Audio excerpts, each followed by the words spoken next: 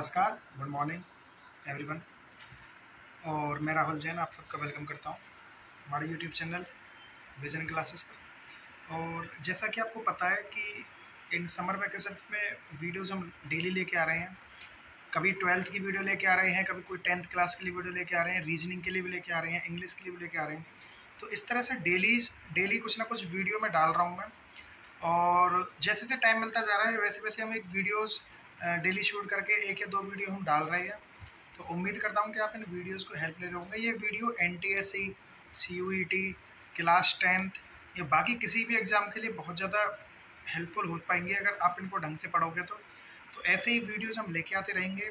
और देखते रहिए वीडियोज़ को, लाइक कीजिए, सब्सक्राइब कीजिए, पूरा देखिए वीडियो को, ठीक है। हो सकता है अभी क्वालिटी इतनी अच्छी नहीं दे पा रहा हूँ मैं, बट बाकी आगे हम जैसे ट्राई करते रहेंगे तो आगे क्वालिटी और इम्प्रूव भी करेंगे। तो ठीक है, वीडियो को देखिए, एंजॉय कीजिए आगे आने वाली वीडियो को। इसको आगे जो इसमें है कॉन्सेप्ट सिखाया है मैंने, और ढंग से पढ़िए इसको, ठीक है। ओके, आज हम करते हैं आगे क्वेश्चंस। जो कल हमने कर लिया था उसके बाद के क्वेश्चंस करते हैं हम। तो 7th क्वेश्चन तक हम करने के बाद 8th क्वेश्चन हमारे पास बहुत आसान सा क्वेश्चन है। इसमें कह रहा है 6 की पावर 100 माइनस 5 की पावर 100। इसकी यूनिट डिजिट बतानी है इसको माइनस करने पे। अब देखो, हमें पता है कि हम 6 की पावर 100 तक काउंट नहीं कर सकते, और ना हमें काउंट करना है। इतना टाइम हमारे पास नहीं कि हम 6 की पावर 100 तक निकाल रहे हैं 5 पावर। हमें पता होना चाहिए कि अगर 6 की पावर कोई भी इवन होगी तो हमेशा यूनिट डिजिट 6 ही आती है।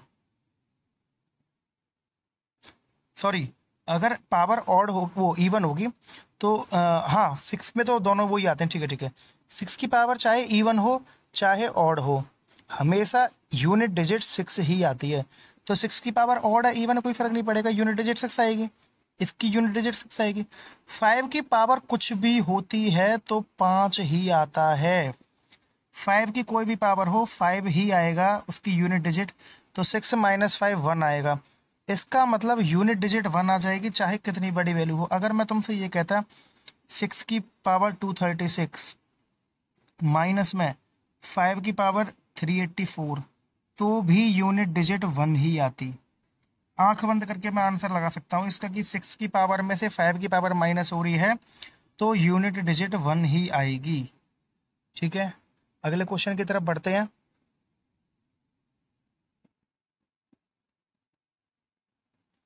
नेक्स्ट क्वेश्चन, कोई भी ऑड नेचुरल, कल भी बताया था इस तरह का क्वेश्चन मैंने कल भी करवाया था। कोई भी एक ऑड नेचुरल नंबर है हमारे पास, यहाँ पे दे रखा है √3 की पावर 4n प्लस √2 की power 4n। Odd natural number है तो ऐसे क्वेश्चन में हम सबसे छोटी वैल्यू पुट करते हैं। तो n की वैल्यू मैंने 1 पुट कर दी। 1 पुट करोगे तो ये हो गया √3 की पावर 4 प्लस में √2 की पावर 4। तो हमें पता होना चाहिए √3 की पावर 4 कितना होता है, 9 होगा, प्लस √2 की पावर 4 कितना होगा, √2 की पावर स्क्वायर हो गया 2, 2 जो 4 हो गया, कितना आ गया 13। इसका मतलब कि हमेशा 13 से डिवाइड होगा अगर कोई भी एक्सप्रेशन हमारे पास, कोई भी नंबर √3 की पावर 4n प्लस √2 की पावर 4n है ऑड नेचुरल नंबर के लिए। ठीक है, ऑड नेचुरल नंबर के लिए ये होगा हमारे पास। तो आंसर इसका 13 आ गया। अगले क्वेश्चन की तरफ बढ़ते हैं। ये क्वेश्चन बुक का ही है कि अगर एल कोई पॉजिटिव नंबर इंटीजर है तो एल स्क्वायर किस फॉर्म का होता है। देखो, एल को मैंने पॉजिटिव इंटीजर था, ये हम बुक में भी करवाते हैं कि एल की वैल्यू हमारे पास 4q मान ली हमने। तो एल स्क्वायर हमेशा या तो 4m या फिर 4m प्लस 1 फॉर्म का होता है। तुम वैल्यू पुट करके देख सकते हो, सीधी सी बात है। मैंने 1 पुट करा तो 1 का स्क्वायर कितना आएगा, पॉजिटिव इंटीजर है तो 1 का स्क्वायर क्या आएगा, 1 आएगा। मैं इसको 4 इंटू 0 प्लस 1 लिख सकता हूँ। मैं इसको 2 पुट करा, 2 का स्क्वायर कितना आएगा 4, तो इसको मैं 4 इंटू 1 की फॉर्म में लिख सकता हूँ, 4m हो गया। तो इसलिए यहाँ पे इसका आंसर बोथ ए एंड सी आएगा, क्योंकि 4m भी होगा और 4m प्लस 1 भी होगा। कोई भी वैल्यू पुट कर दे सकते हो। अगर हम 3 पुट करते हैं तो 3 का स्क्वायर हो गया 9, 9 को मैं लिख सकता हूँ 4 इंटू 2 प्लस 1। समझ में आ रही है बात। इस तरह से हम किसी भी उसका स्क्वायर हम निकाल सकते हैं आराम से। 4m और 4m+1 की फॉर्म के होते हैं। बहुत आसान सा क्वेश्चन था, जिनके बेसिक्स क्लियर है वो इस क्वेश्चन को बहुत अच्छी तरह समझ पाए होंगे। नेक्स्ट क्वेश्चन है, the square of any odd integer is of the form 4q+1 4। ये नॉट ट्रू पूछ रहा है, तो पहला तो बिल्कुल ट्रू है। For any odd integer p² - 1 is divisible by 8। ये भी बुक का है, ये भी ट्रू होता है। वैल्यू पुट करके देख सकते हैं हम। आगे ये कह रहा है, देखो square of any odd positive integer 3 मान लेते हैं। 3 का स्क्वायर कितना हो गया 9, तो ये होता है बिल्कुल ठीक है हमारे पास। इसका मतलब पहला वाला बिल्कुल ठीक है। For any odd integer p² - 1 odd integer है, 3 मान लिया। 3 का स्क्वायर 9 - 1 8, 1 माना 1 - 1 0, 8 से डिविजल होता है। 5 मानो 5 5 जा स्क्वायर 25, ये भी होगा, तो ये भी बिल्कुल ठीक है। p and q both odd है, तो 3 मान लिया और 5 मान लिया, ठीक है। तो p का स्क्वायर 9 हो गया, 5 का स्क्वायर हो गया 20, कितना आ गया 34 हो गया, इवन होगा। लेकिन ये डिविजिबल बाई 4 नहीं है, डिविजिबल बाई 4 नहीं है, तो ये ट्रू नहीं है। अगर ये ऑड पॉजिटिव इंटीजर है तो ऐसा बिल्कुल भी ज़रूरी नहीं है कि 4 से डिवाइड होंगे ये, ठीक है। तो इसका ऑप्शन सी हो जाएगा। फोर्थ वाला बिल्कुल ठीक है, 12 कभी हो नहीं सकता। कल बताया था कि अगर 0 से एंड होना है तो 2 और 5 होना चाहिए उसमें फैक्टर में, तो इसलिए ये वाले क्वेश्चन का आंसर ऑप्शन सी हो जाएगा।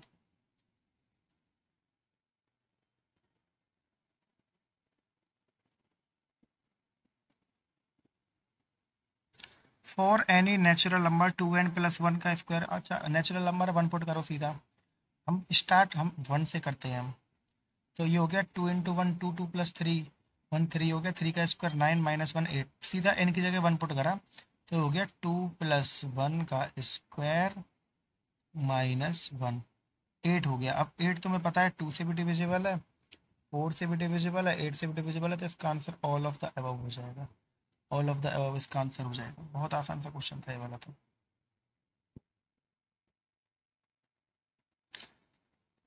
समझ में आ गया होगा। अगले क्वेश्चन की तरफ बढ़ते हैं। द सम और डिफरेंस ऑफ ए नेचुरल वो rational and irrational number is always rational. ये बिल्कुल ट्रू नहीं है, ऐसा कुछ भी नहीं, ज़रूरी नहीं है कि वो हो, ठीक है। जैसे क्या है, अगर हम देख लेते हैं कि 3 + √5 हमारे पास एक रेशनल है, इसमें मैं 3 को माइनस कर रहा हूँ रेशनल को, तो यहाँ पे √5 आ रहा है, तो यहाँ पे इरेशनल ही आया है, रेशनल नहीं आया, तो पहला बिल्कुल रॉन्ग है। Every irrational number is a surd. Pi तुम्हें पता होगा पाई कैसा है, इरेशनल है, और पाई सैड नहीं होता इसका। और या फिर 1.03 033 033 ये सारे नंबर भी सेट्स की फॉर्म के हैं, वो सॉरी इरेशनल, लेकिन सेट्स की फॉर्म के नहीं है, तो ये भी ट्रू नहीं है। द प्रोडक्ट और quotient of a non zero rational number and an irrational number is always rational. ये भी बिल्कुल ठीक नहीं है। देखो, अगर मैं √3 का मल्टीप्लाई करता हूँ 3 में, तो ये 3√3 आएगा, ये ठीक है बिल्कुल। प्रोडक्ट और क्वोशिएंट बिल्कुल ठीक है, ये वाला थर्ड वाला हमारा बिल्कुल ठीक है। अगर हम इरेशनल नंबर में एक रेशनल का मल्टीप्लाई करते हैं या डिवाइड करते हैं, तो ऑलवेज वो इरेशनल ही आएगा। ये वाला इसका बिल्कुल ठीक है, ठीक है, ओके।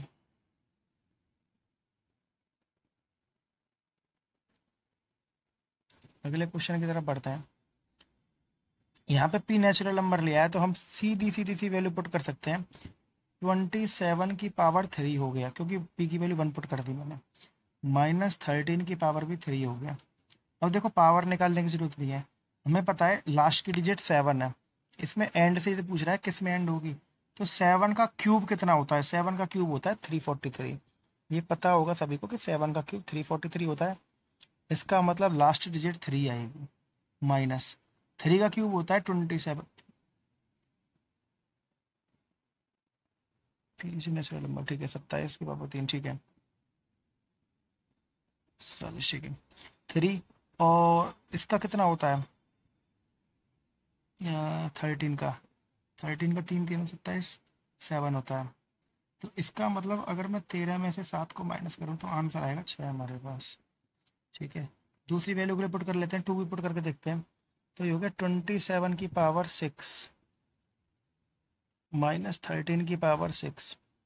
तो अब यहाँ पे 27, तो यहाँ पे देखो अब 7 का क्यूब नहीं, 7 का 6 है, इसका मतलब मैं 7 की पावर 6 करूँगा तो इस पूरे का भी स्क्वायर होगा, तो 9 आ गया यहाँ पे। तो माइनस इसका भी स्क्वायर करूँगा मैं, तो यहाँ भी 9 आ गया।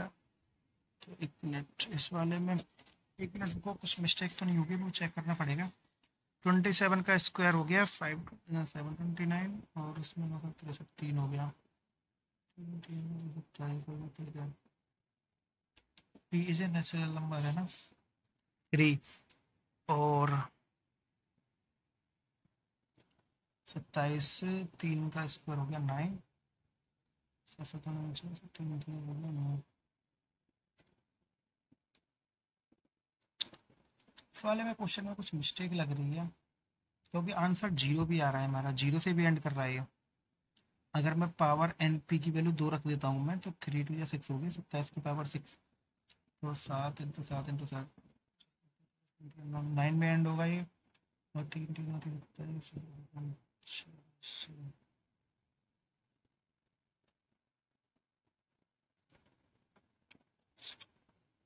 आंसर तो इसका 0 लग रहा है, बट 6 वाला एक बार चेक करना पड़ेगा, इस वाले क्वेश्चन को देखना पड़ेगा एक बार। आंसर इसका 0 है। अगले क्वेश्चन तरफ बढ़ते हैं।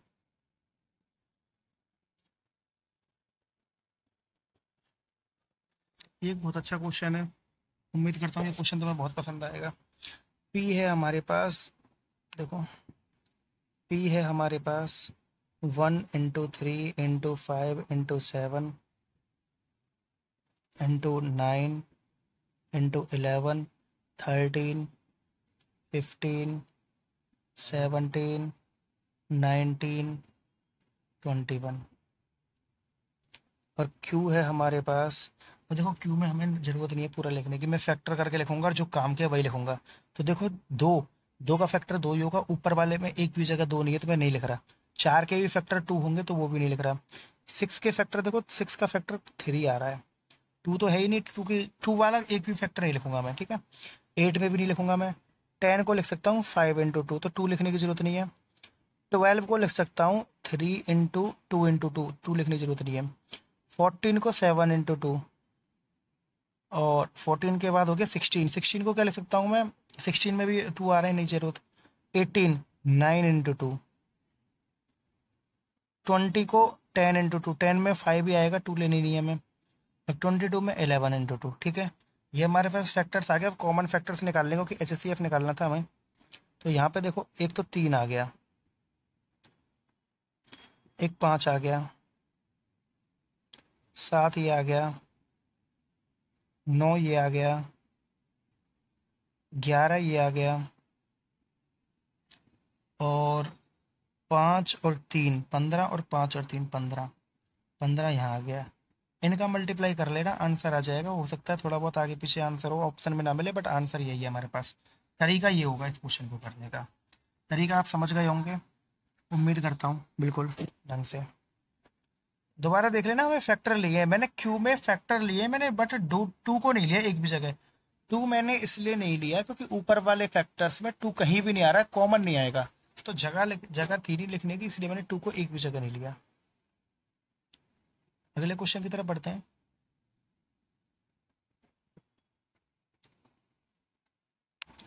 यस, ये क्वेश्चन बहुत अच्छा क्वेश्चन है। देखना इस क्वेश्चन को हम कैसे करेंगे।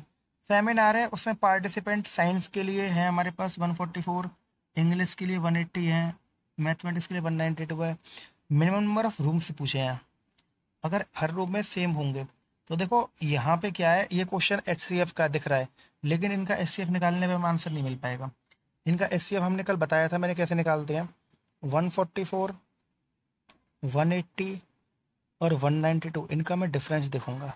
देखो इनका डिफरेंस है 12, इनका डिफरेंस है 36, और हमें पता है इसका मतलब इनका डिफरेंस, यहाँ पे इन दोनों का कॉमन फैक्टर 12 ही आएगा, क्योंकि 12 तो कम से कम होगा। हमें देखना है कि 2 का डिफरेंस है, उसका डिफरेंस, कोई भी 2 नंबर्स का डिफरेंस या उसका कोई फैक्टर, वही हमारे पास HCF होता है। तो मैंने 2 छोटे छोटे नंबर्स का, 2 जो सबसे क्लोजेस्ट नंबर है, सबसे क्लोजेस्ट नंबर का मैंने डिफरेंस निकाला, 12 आया, 12 हमारे पास HCF हो गया। अब करना क्या है, ये तो हमारे पास टोटल नंबर ऑफ पार्टिसिपेंट्स पूछे, नंबर रूम पूछे हैं। हम मान लेते हैं कि 144 वाले में भाई 144 है इसके अंदर, तो 144 के अंदर 12, इसका मतलब 12 रूम्स ऑक्यूपाई करेंगे ये वाले। ये वाले कितना करेंगे, 15, डिवाइड करते चलो, ये 15 करेंगे और ये 12 वाले कितने करेंगे, 16 करेंगे। तो 16 और 15, 31 और 12, 43, 43 रूम्स, यही आंसर था। इस क्वेश्चन, इन तरह के क्वेश्चंस में हमें सबसे पहले तीनों के लिए अलग अलग वो निकालना पड़ता है, फिर हम उसको एचसीएफ निकाल के फिर ऐड करते हैं, क्योंकि नंबर ऑफ पार्टिसिपेंट्स है और हम आंसर में हमसे नंबर ऑफ रूम्स पूछा है। अगर हम एचसीएफ निकालेंगे वो तो नंबर ऑफ पार्टिसिपेंट्स का निकलेगा वो, तो इसलिए हमें उसको डिवाइड करना पड़ेगा कि 12 रूम तो इनको चाहिए, 15 इनको चाहिए, 16 इनको चाहिए, जब जाके बात बनेगी।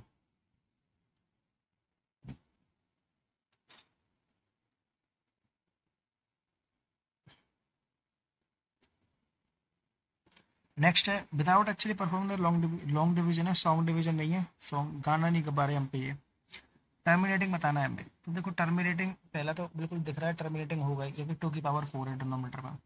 दूसरे वाले में कट शॉर्ट करके देखोगे तो भी नहीं कटेगा, ये विल नॉट हैव, ओके। देखो इस वाले में अब हमें देखो ये भी हमारे पास टर्मिनेटिंग है, इनमें चेक करना है, तो यहाँ पे हमें पता है 7 पावर 18 है, ऊपर कटेगा नहीं, तो ये तो नॉन टर्मिनेटिंग कन्फर्म हो गया। इसको हमें चेक करना पड़ेगा, 7 से डिवाइड करो, 7 देगा 7, ये 7 टाइम्स कटेगा और ये कटेगा हमारे पास,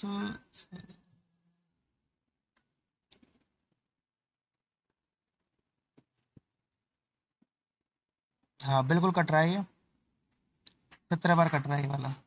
तो 17/2 की पावर 7 बचा, तो इसका मतलब ये भी टर्मिनेटिंग है, तो हमारे पास नॉन टर्मिनेटिंग केवल ये वाला था, तो ये हमारे पास नॉन टर्मिनेटिंग हो जाएगा और बाकी सारे हमारे पास टर्मिनेटिंग। विदाउट डिवीजन हमने पता करा है, डिनोमिनेटर में अगर 2 और 5 की पावर बच रही है तो वो टर्मिनेटिंग होता है। अब लास्ट वाले हमने ये डिवाइड करके देखा, डिवाइड करके देखना पड़ेगा ये क्वेश्चन, और लास्ट आज की क्लास अदरवाइज बहुत लंबी हो जाएगी। लार्जेस्ट नंबर पूछा है जो इनको डिवाइड कर देगा, लिविंग रिमाइंडर रहता है ना, तो ये बहुत आसान है। इसमें से 3 डिवाइड करूँगा, रिमाइंडर पर्टिकुलर रिमाइंडर को डिवाइड कर लो जो दे रखा है। तो 588 में से डिवाइड करा 585 हो गया, इसमें से डिवाइड करा 1989 हो गया,